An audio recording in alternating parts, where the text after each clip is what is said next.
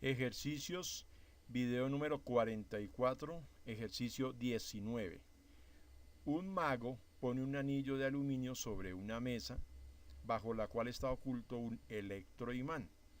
Cuando dice abracadabra y oprime un interruptor que manda corriente por la bobina bajo la mesa, el anillo salta por el aire. Explica ese truco. Volvemos a la misma situación de la pregunta anterior. Tenemos una bobina primaria, ¿cierto? Voy a decir que en esta bobina primaria es de corriente alterna. Resulta que aunque no haya contacto físico entre esta bobina y esta otra bobina, cuando comienza a haber un campo magnético variante en el primario, se induce un voltaje en el secundario.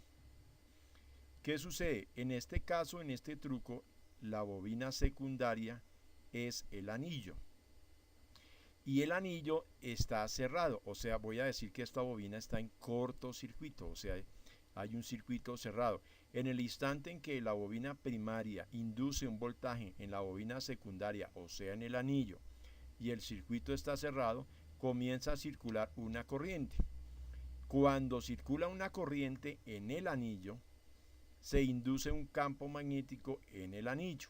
Y ese campo magnético, recordemos que como es inducido, se opone al campo magnético de la bobina primaria. ¿Qué quiere decir?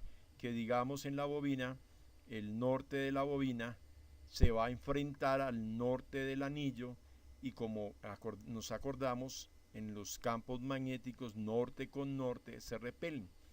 Y por eso es que el anillo sale y salta por el aire, porque el norte del campo magnético que se generó en el anillo se enfrenta al norte del campo magnético de la bobina primaria. Ahora, para que eso suceda, es muy probable que en el primario no se conectó a corriente alterna, sino corriente directa, para que se conserve el norte en la bobina primaria fijo y no suceda que se esté alternando, entonces el anillo no va a saltar.